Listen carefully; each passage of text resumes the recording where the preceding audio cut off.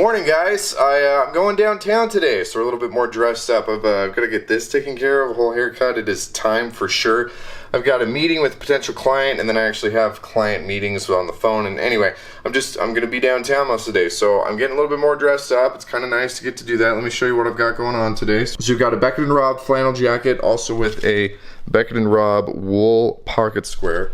I've got this shirt from Gant, and then my dressy Beckett & Robb chinos, which I know are kind of polarizing because they're high-waisted, a little bit fuller cut. A lot of you guys like them, a lot of you guys don't. And then sneakers with a sport coat. Can you believe it? Oh my goodness.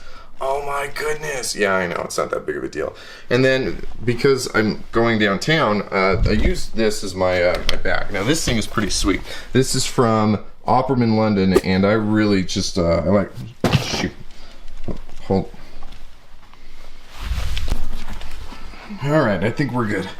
Okay, hey, that's convenient. I don't have to go get my hair cut anymore. That's nice and easy. Was it the back? Do I just have to drop? Well, I did. Oh, shoot. Okay. No. I liked it better when it was cut. How do I just drop you again? Okay, I think we're back. Yeah, we're good. Okay, let's go talk. What's going on, guys? I want to talk to you today about the idea of how to think for yourself when it comes to style. Now, spoiler alert, as with almost everything we talk about, this system or this application can go well beyond style. We talk about style being a parable, so yes, we're going to use that as an example as we discuss today, but you can take this same principle that I'm discussing and apply it to so many more things in your life beyond just the way that you dress yourself. Now, when it comes to going on this journey of dressing better, I find that there are a lot of guys who ultimately decide, yes, I want to dress well, I want to dress better, but I don't really want to have to think about it any more than I need to, and so I'm going to reach out to X influencer or Y expert and say, Mr. Man, will you please just tell me what I need to know? And I don't blame people for A, wanting that, or B, for these people who are in the positions to be able to offer that kind of information for choosing to do so. I understand why the majority of YouTube videos and blog posts and forum threads are entitled the 5 must-have this or the X number of things you need for this season, because it just takes all of the mental thought and everything out of it, and basically you can just follow orders. And for a lot of guys, that's what we're after. But I have a feeling that you are here on this channel because you don't want to just follow orders.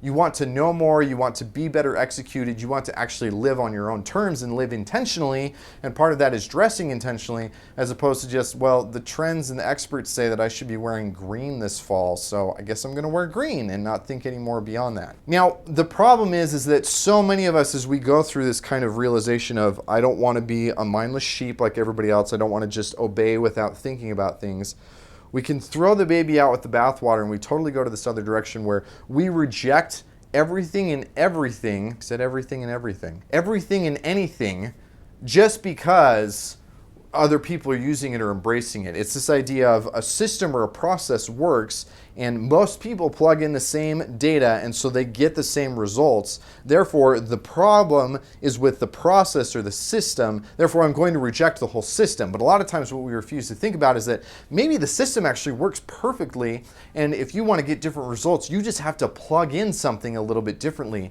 Not that you have to completely abandon the system together, especially because you don't do anything completely and entirely on your own. Now think about it.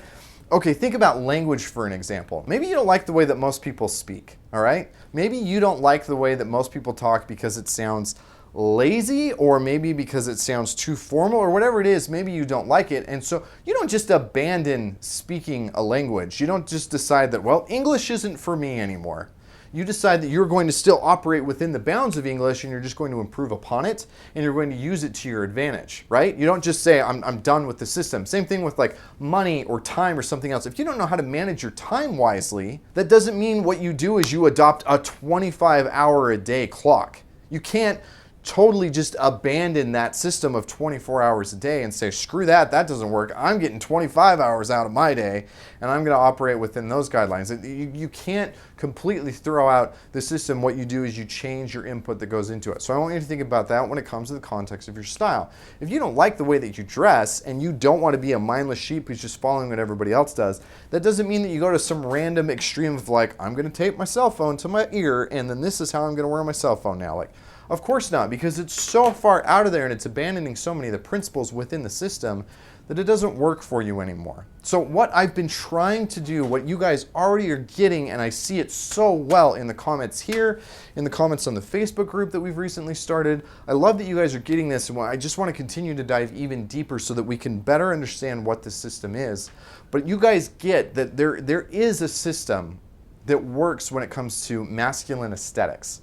It's something that you can take it and you can plug in information from samurai warriors in feudal Japan and you put them through this system and you get the result of their dressing the way that they did. Or you can plug in the D&D guys who are gaming during, we've been watching Stranger Things. So you think about the kids in the 80s and you plug in all of their needs to the system, and then you get the aesthetic results that you get. It works. There is a system, just like there's a system of money, there's a system of time, there's a system of language.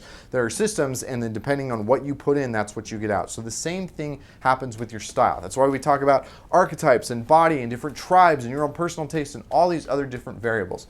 So what I want you to do is not think about having to invent the wheel on your own. Not think about the only way to work within the system is to be a blind sheep, but to think about how you can actually intentionally make that system work to your advantage as opposed to just being a byproduct of it and living in it in a way that's kind of this inertia of, well, I never thought to do any differently. I want to hear what you guys have to say about this idea about systems versus individuality. Can you be intentionally within a system and use it to your advantage, or is the only way to be part of it by just going through it mindlessly? How does that expand beyond just your style? I can't wait to continue the conversation with you guys down below, and I will talk to you on the next one.